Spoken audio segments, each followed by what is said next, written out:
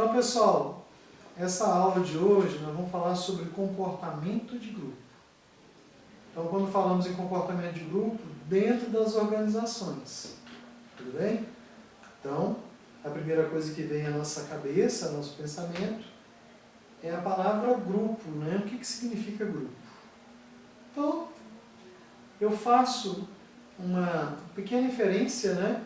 Quando eu pego o grupo, eu vou lá no Pai dos Burros, o antigo Pai dos Burros, Aurélio, que ele fala que é o número de pessoas ou de coisas que formam um todo.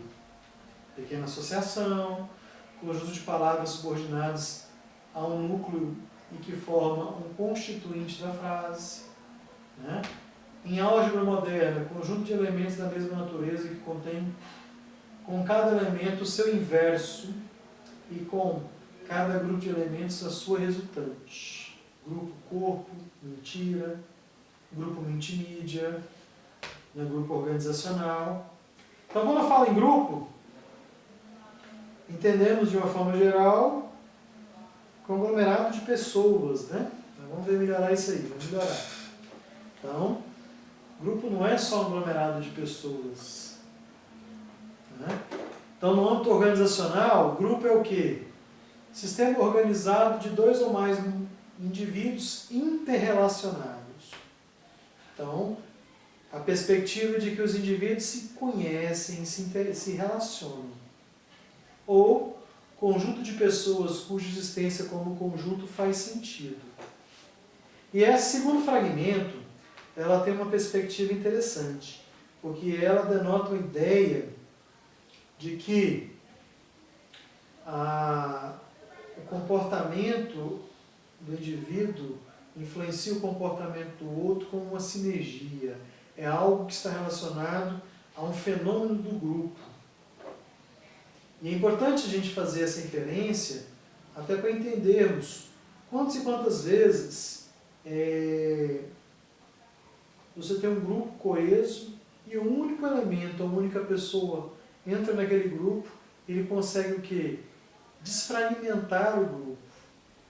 Então é importante de entender, compreender o conceito, buscar os elementos que compõem o grupo, a ideia de grupo, para entendermos como vamos lidar com esses fenômenos. Até porque o trabalho é uma atividade social. E quando falamos em atividade social, vivemos em grupo. Então, quando falamos dos indivíduos, dos membros de um grupo, temos que pensar que o grupo, as pessoas estão o quê? Estão motivados para ingressar nele. E da mesma maneira, não só ingressar, estar motivados de estarem no grupo.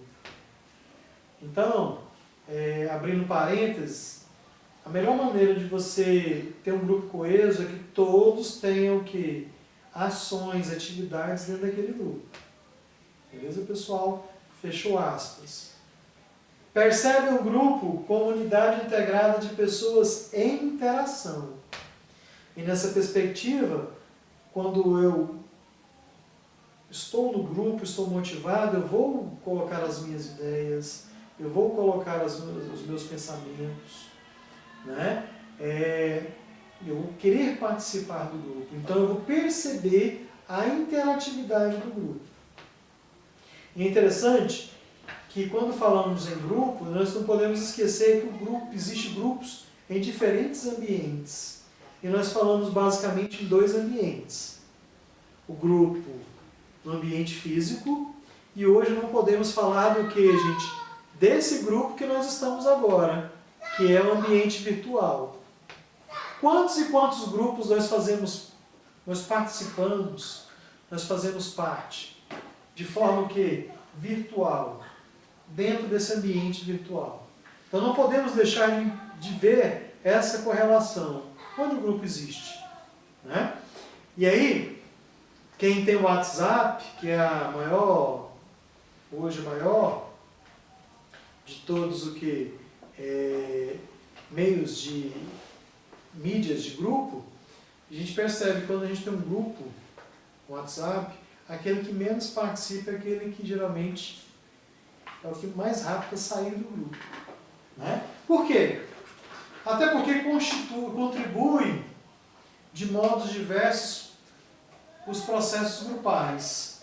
Então as pessoas vão contribuir. E essa contribuição, essa participação, ela gera uma coesão, né?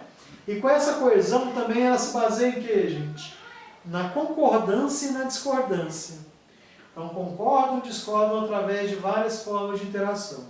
Um grupo coeso, ele vai apresentar não só concordância, ele tem que ter o quê? Discordância também. Porque as pessoas são o quê, gente? Hein, pessoal? As pessoas são diferentes umas das outras. E será que sempre vamos concordar com os pensamentos? Não. Né? Então, continuando. Então, vamos falar então agora definir o grupo. Então, concluímos que o grupo é o quê, gente? Grupo é um conjunto de 2 ou mais colaboradores que interagem entre si. De tal maneira que o comportamento e desempenho de cada um é influenciado pelo comportamento e desempenho do outro. É interessante isso, né? O seu comportamento ele influencia o grupo, como o grupo também influencia o seu comportamento. E não precisamos falar de organização. Família. A maneira como você se comporta dentro do seu núcleo familiar é a mesma maneira que você comporta com seus colegas de trabalho, com seus amigos do futebol? Não mesmo. E aí a gente tem que entender como é que esses grupos eles se constituem. Para isso, vamos classificar os grupos. Né? Nós temos os grupos formais e os grupos informais. Qual que seriam os grupos formais? O que ele caracteriza como um grupo formal? É todo aquele grupo, ou digamos assim, é aquela estrutura em que o grupo, as suas características principais, elas já estão o quê, gente? Pré-determinadas, elas já são institucionalizadas. Então você o quê? Você se coloca dentro daquele grupo. E aí, nessa perspectiva, o grupo determina aquilo que você faz, a maneira como você vai agir, as regras, as normas, a sua conduta. Né? Trabalho é um grupo formal. Né? A igreja que você frequenta é um grupo formal. As associações que você faz parte é um grupo formal. Compreendem aí? O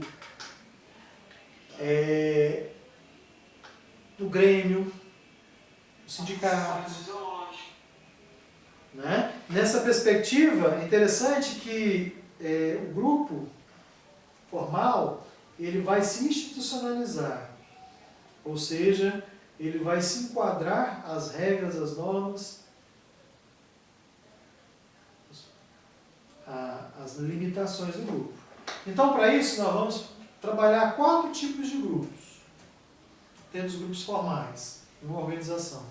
Os grupos funcionais, os grupos de administração, os grupos temporários, as comissões e comitês. Então, primeiro, grupos funcionais. São equipes de departamentos estáveis que, por sua vez, se subdividem em grupos menores. E eles operam em sistemas hierárquicos, ou eles podem ser autogeridos. Então, como é que nós podemos entender esses grupos? Imagina uma indústria. Então, a indústria é formada por vários setores. Não é?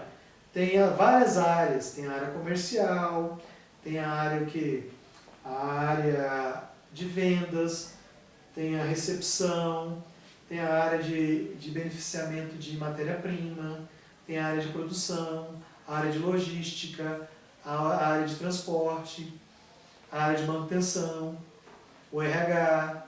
Então, cada área dessa corresponde a um grupo funcional. Ou seja, quem está dentro daquele grupo, ele tem o quê, gente? É determinado as ações, as funções e comportamentos.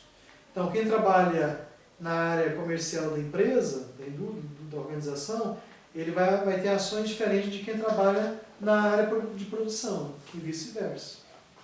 Compreendem? Grupos de administração. Geralmente os grupos de administração são formados por cargos de chefia. Então, geralmente nós falamos que o grupo de administração pode ser o RH ali, né? Mas o RH também é um grupo funcional. Mas eu posso falar que é a diretoria, é a gerência, já que são formados por cargos de quê? De chefia. A função dele é gerenciar, administrar o quê? Os grupos funcionais. Já os grupos temporários, o próprio termo fala, né? Ele tem uma função, um objetivo. Cumpriu a sua função, aquele grupo se desfaz. Nós que está tendo uma aula, um trabalho que um professor seu passa em grupo, ele é um grupo temporário. Cumpriu o trabalho, entregou o trabalho, apresentou o seminário, você já o quê? O grupo já deixa de existir. Nosso próprio curso, sim. O nosso próprio curso é um grupo temporário. Além de ser formal, né? Porque você é inserido numa sala de aula, que você tem que seguir regras, ele também, né, como é um grupo formal, ele é um grupo temporário. Compreendem? E as comissões e comitês. O que seriam as comissões e comitês? São grupos de constituição móvel. Ou quer dizer o quê? As pessoas que participam desse grupo eles são rotativos. Mas sempre a gente vai ter esse grupo. Exemplo, nas organizações, né? A CIPA. O que é a CIPA? Comissão Interna de Prevenção de Acidentes. Você participa num período de mandato. Terminou seu mandato, você sai e entra outros membros. Então nós temos outros exemplos. O COI, né? A Assembleia Legislativa, a Câmara dos Deputados, a Câmara de Vereadores, o Senado Federal, né? A diretoria do sindicato. Outro exemplo, o condomínio do seu prédio, onde você mora. Tudo isso são comissões e comitês. Tudo aquilo que tem mandato, que existe a troca dos seus colaboradores, dos seus membros, nós consideramos como comissões e comitês. Tudo bem? Beleza, pessoal? Batuta?